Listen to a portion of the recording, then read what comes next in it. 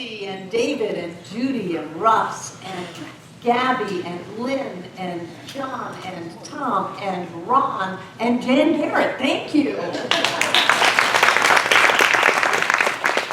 Deep breath. Let it out.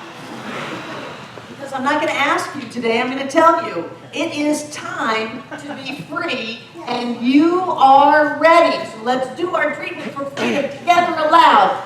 I speak my word for myself, my center, and all its members and friends.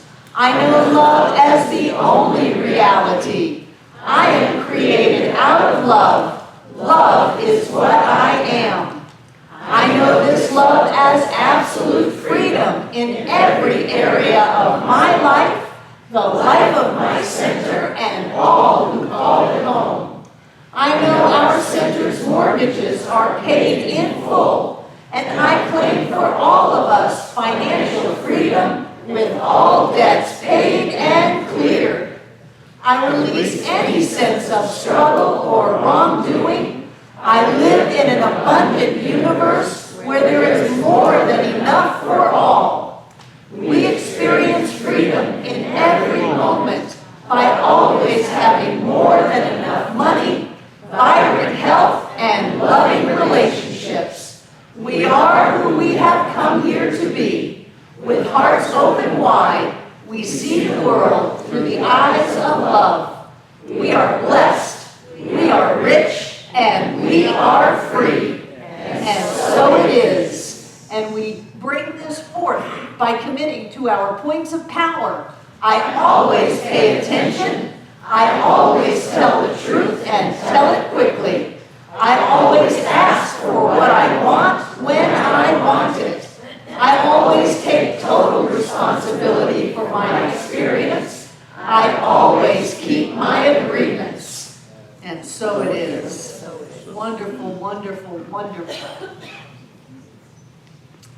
So whenever I go and do nothing, after a couple of days, my mind starts clicking, and I've been thinking about this idea that we have in Science of Mind, where we have two different ways of looking at the process of manifestation. And we all know that we are spiritual beings living in a spiritual universe governed by spiritual law. If you don't know that, you do now. That the outer is always a reflection of the inner. And that if we wish to create change in the outer, we start inside of ourselves. We must first become the change that we want to see in the world. There is a world within and a world without. And if we think it and believe it and know it and name it and claim it and set our intention, we will create that on the outside. I was riding in an Uber car yesterday with a driver, and he's asking me what Center for Spiritual Living is, and I'm telling him, he said, oh, like The Secret. And I said, yes, let me get this straight. You live in Asheville, you know about The Secret, but you've never heard about us. So it's like in The Secret, where there was this big explosion of the law of attraction, and people started getting this idea that they could pull things into their lives. They could think a thought, they could do a vision board, they could focus on something, and that they could actually bring that into their experience. And what a hot topic that is, because that opens up the door to, you can create more money in your life. You can create better experiences in your life. You can create whatever you want if you are willing to put the work in inside of yourself. There is nothing that you can't heal, nothing that you can't change, and nothing that you can't do. I love that part of our teaching. But that's not the whole thing. That's one way of looking at it. One way of looking at it is that we make it so. We make it happen. We create it. We demonstrate. We manifest. We are doing it. We are in charge. We are the captains of our ship. We determine our destiny. We know what our life is going to be, and our life is that way because we know it.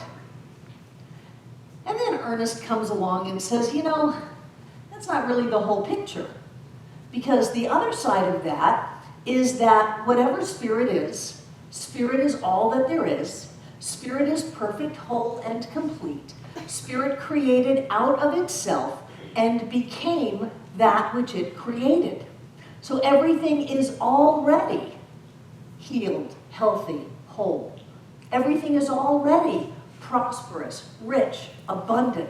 Everything has already succeeded and worked out. Every question has already been answered, and every problem already has the solution. There is nothing to create. There is nothing to attract. There is nothing to demonstrate and nothing to manifest. It's all already here. And so I've been playing with that idea because it's a pretty big jump to go from waking up every day and deciding how your day is going to be and pinpoint the circumstances that we want to have and have that happen and celebrate it. Isn't that great? That's a fantastic part of this teaching. But it's a big jump to go from that to I am going to see the perfect reflection of the divine in every moment of my life, no matter what. I'm going to hold to that vision of truth and watch it unfold in all of its majestic glory, in all of its fruition, because it's already so. That's why we say, and so it is.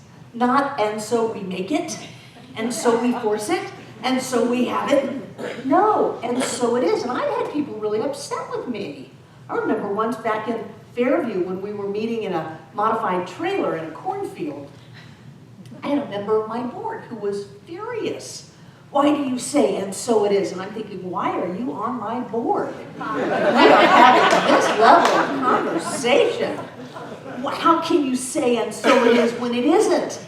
And I said, no. In your world, it isn't because you can't say, and so it is.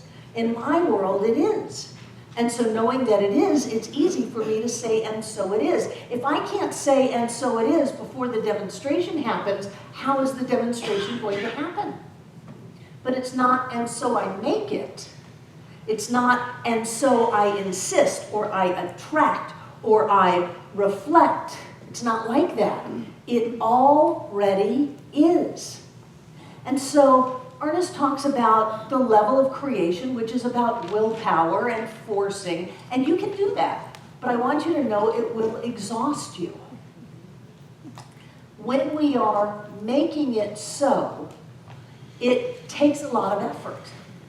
When we are seeing that greater spiritual reality, it's easy.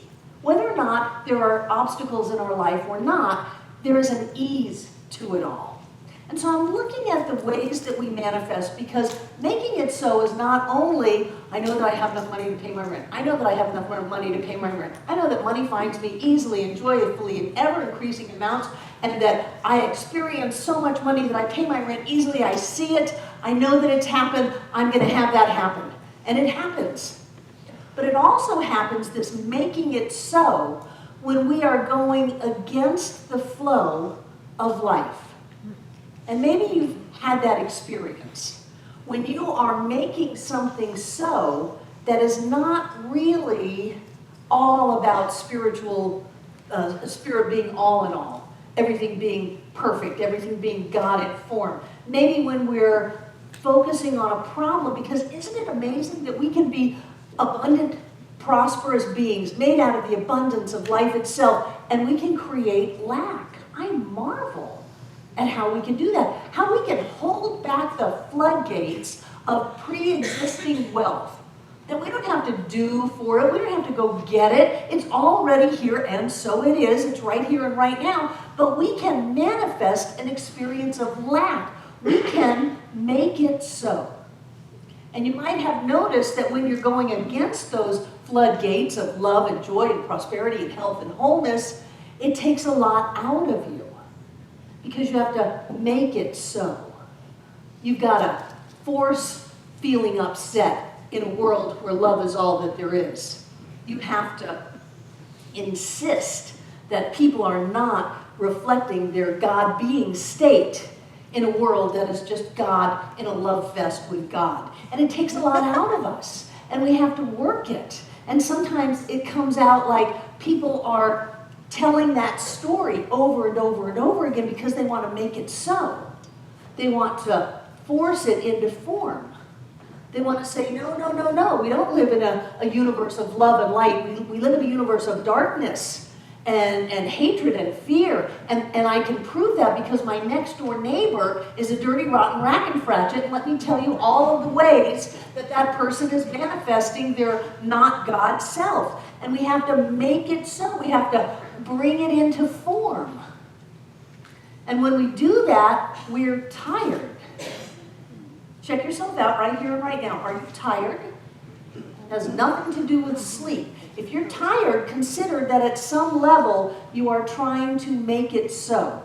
And it's a double-edged sword. You can make it so that you make your mortgage payment, that you get that raise, that you got that job or that car or that house, or you can make it so that things are not the way Barbara says they are at Center for Spiritual Living, and I can prove it because I can bring that forth through free will and total choice, total dominion over my world. I can bring that forth into my experience against all of the flow and support of the universe.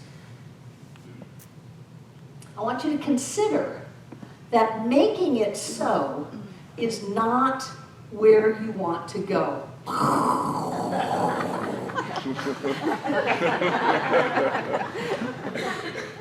I want you to consider that there's nothing to attract. Where's it going to come from? Over there? Where? If there's only here and now, if everything already exists in its totality, full-orbed, whole and complete, what is there to attract? If there is only the presence of the divine, but we are so amazingly powerful that we can shift that, then what are we doing with our power? Ernest says, nothing is real unless you make it real. Nothing can touch you unless you allow it to touch you. Refuse to have the feelings hurt. Boy, if we just took that one for a month. Refuse to have the feelings hurt. Refuse to receive anyone's criticism or condemnation. In the independence of your own mentality, know that you are wonderful. This is not conceit. This is the truth. What could be more wonderful than the individualization of spirit as you? Nothing is real unless you make it real. People come into my office and, oh, let me tell you about this or that. No.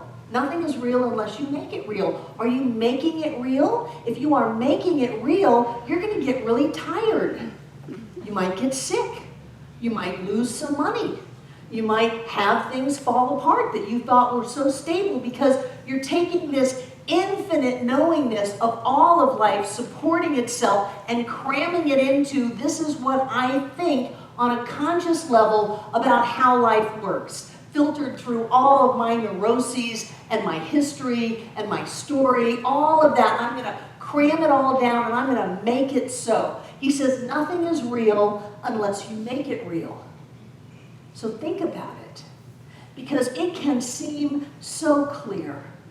All of the outer circumstances can support us in really believing that this limited experience has happened, that somebody has done something wrong to us. It can make all the sense in the world, except it's not true at all.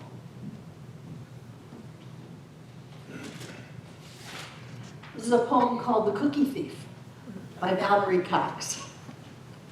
A woman was waiting at an airport one night with several long hours before her flight. She hunted for a book in the airport shop, bought a bag of cookies, and found a place to drop. She was engrossed in her book, but happened to see that the man beside her, as bold as could be, grabbed a cookie or two from the bag between, which she tried to ignore to avoid a scene. She munched cookies and watched the clock as this gutsy cookie thief diminished her stock. She was getting more irritated as the minutes ticked by, thinking, if I wasn't so nice, I'd blacken his eye. With each cookie he took one too. And when only one was left, she wondered what he'd do. With a smile on his face and a nervous laugh, he took the last cookie and broke it in half. He offered her half as he ate the other. She snatched it from him and thought, "Oh, brother, this guy has some nerve and he's also rude. Why, he didn't even show any gratitude." She had never known when she had been so galled and sighed with relief as her flight was called. She gathered her belongings and headed for the gate, refusing to look back at the thieving ingrate. She boarded the plane and sank in her seat and sought her book, which was almost complete. And as she reached in her baggage, she gasped with surprise. There was her bag of cookies in front of her eyes.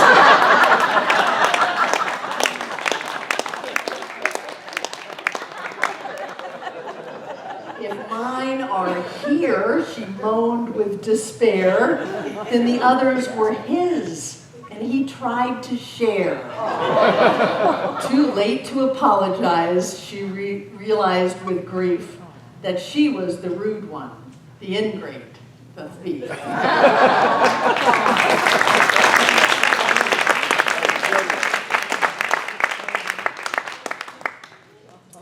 Anytime we experience life as less than the presence of the divine in light and love and joy and perfect outpicturing, health and wholeness of all kinds, we are making it so. Sometimes we'll make it so that someone's doing something to us, they're taking something from us, that something outside of us can hurt us. Sometimes we'll make it so that we can have what we want and we can create, we can mold time and space, but it is equally a lower level of manifestation. The thing to do is to open to the presence of Spirit in everyone. So if that woman had sat there and seen God taking her cookies, which were God, and that there were more than enough cookies. I live in an abundant universe where there is more than enough for all. She could have had a wonderful experience, thinking she was giving away her cookies. And we know from the law of giving and receiving that when she got back on the plane and found a full bag of cookies, well, maybe the law of giving and receiving manifested as a brand new bag of cookies. Either way, she wouldn't have gone through that. What I want us to do is to be able to awaken in the morning and see God all around us. To know that every problem is a solution. Every question is an answer, and it's already here. We don't have to go out and do it. We don't have to go get it. All we have to do is shift the way we see, shift who we are in this world, to know that this is a spiritual universe. We are spirit beings, and all is well. And then watch how we are filled with energy. Watch how we are filled with joy. Watch how the demonstrations happen better than we could have ever imagined. And watch how we change the way we live our life on planet Earth. That is our job, and it's a subtle one. Because if you have this conversation with most people in metaphysics, they will think that that is the end-all, be-all. That we are only a teaching about demonstrating, creating money, having what we want. And if we stop there, we have missed the boat. We are God in form. We are love in form. We are joy in form. And if we are not experiencing that, then we haven't gone as far as we're meant to go. So I encourage you, as you look at your life and want to make it so, whether it's a positive or not so positive, let it go and go to a different level. See God, be God, know God, and watch God show up. And so it is.